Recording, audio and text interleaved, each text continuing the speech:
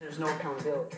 See, in the game, a defender is accountability. A defender is going to have to be protected from, or he's going to take the ball.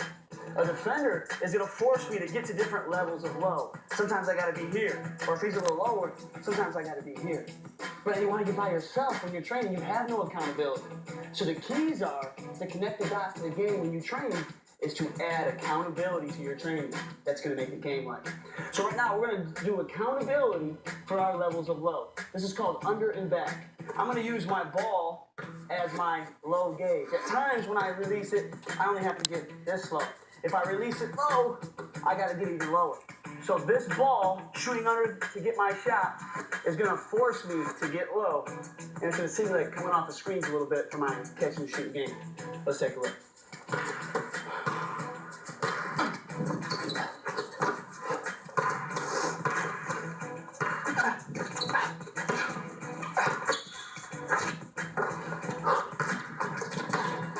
Change up my level of low.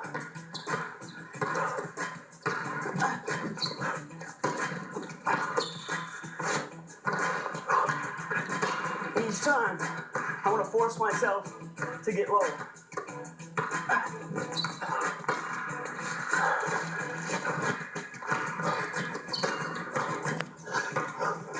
Be ready to explode.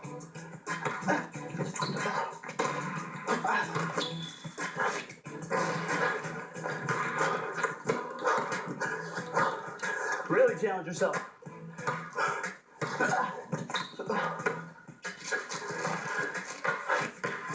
That's under and back. Wherever you bounce the ball is going to make you get lower every time.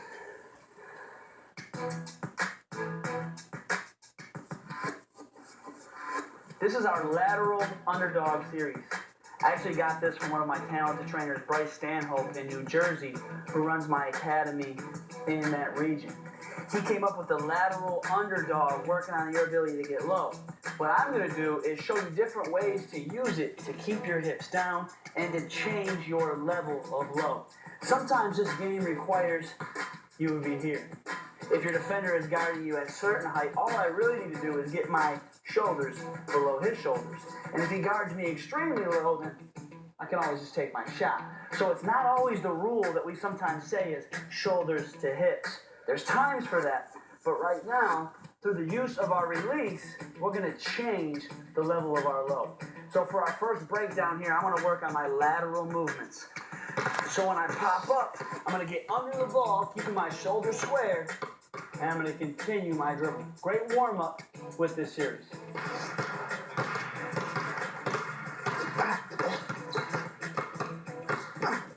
Always trying to keep my shoulders open while keeping my hips down.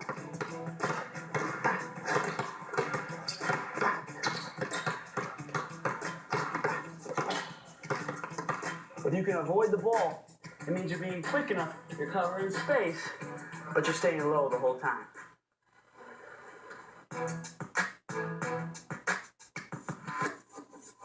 Here's our game situation. Coaches are constantly frustrated, and I'm definitely frustrated as a trainer, when I see somebody try to enter the post from a bad angle. So obviously there's times we have to get angles to get a better post entry. Now there's two ways we can do that right now. One way is just to get there fast. Why make speed dribble to the wing? But what we're going to work on is maybe making a move and then bouncing off.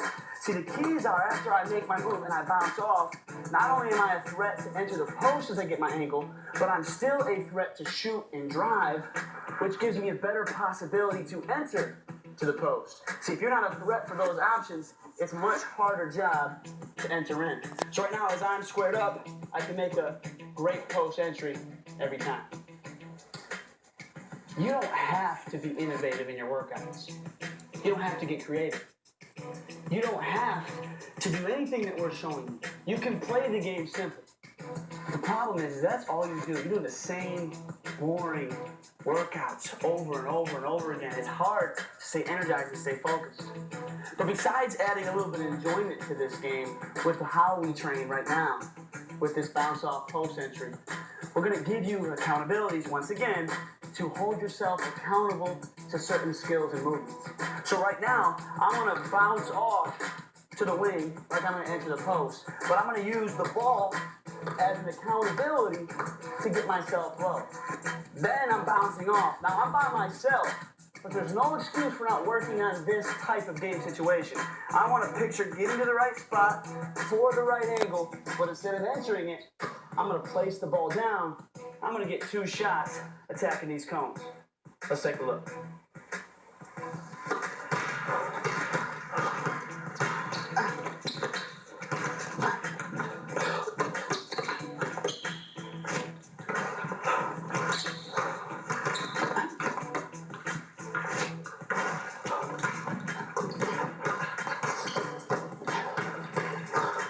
Always put yourself back in the game.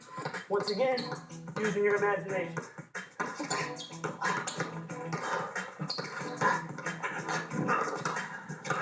Maybe feel it out. Go through, go through.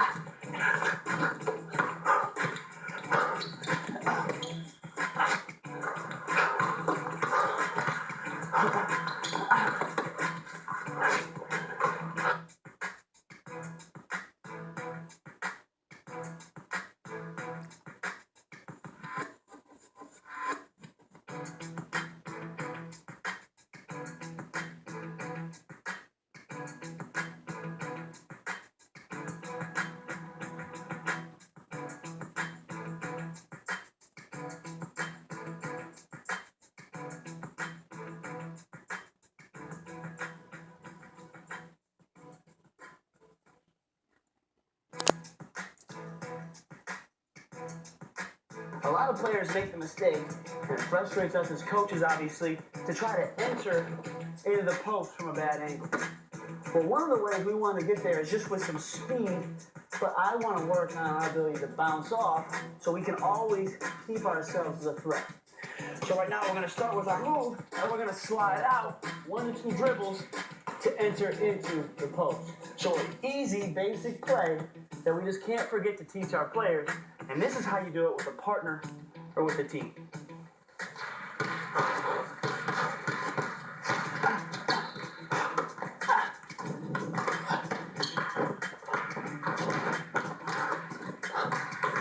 Post. Good, slide. Good, enter. Nice shot. Good, outlet.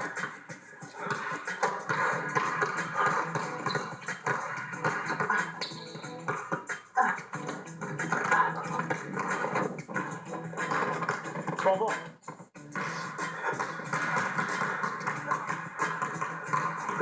Good. Way to avoid it. Exit, get your shot. Always in a game situation. Never taking a play off. Ball.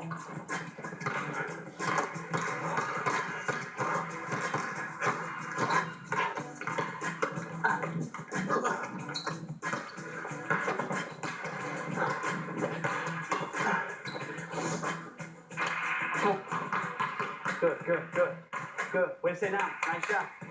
Good. Hit it. X. Get a good move. Great job. Now, it's not always that the ball's going to be at a perfect low level. Remember, change your levels of low. Just the presence of a ball that you have to get under is going to at least keep you urgent as a player. The number 1 key is don't let the ball hit you. That will make you fast while being low. And then number 2, try to eventually challenge yourself to get lower and lower every time.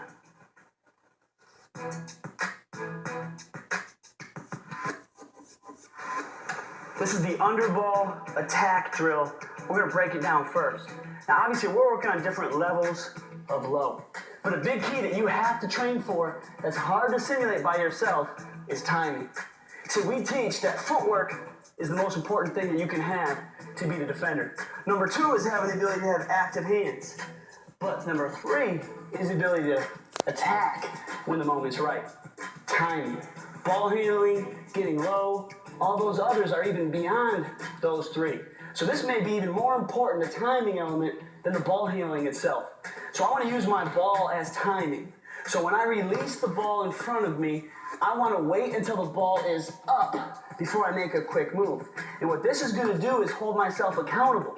Because if I can't make it under the ball without it hitting my back, I'm not fast enough, I'm not reacting quick enough in that moment. So I don't want it to touch me, I got to get under it, and I have to wait for the right moment. Here we go. I'm going to make my way down to half court. Here's a great breakdown to work on your time. Always just go back to get it.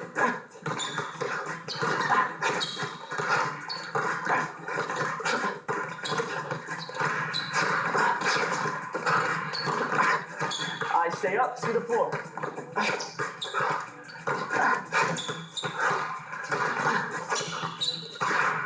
And that's your underball attack. Focus on quickness, focus on timing, and getting low.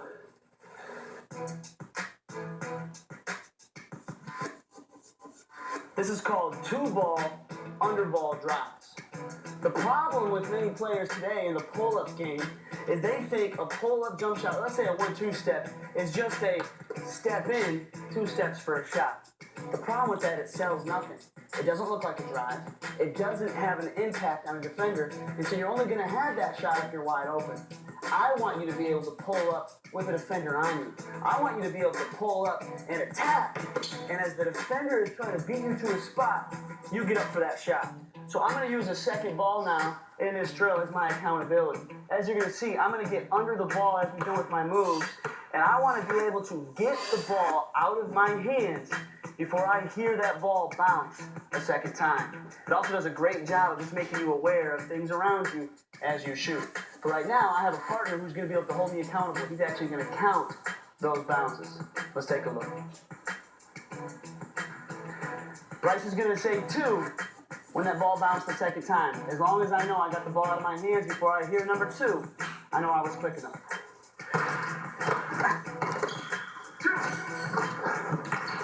Here we go, Bryce. Go.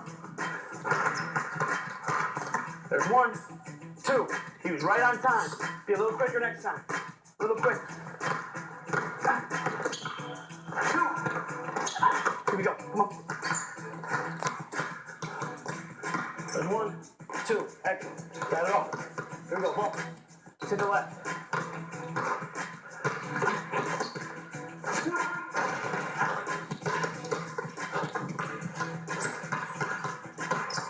1, 2. Good. Excellent.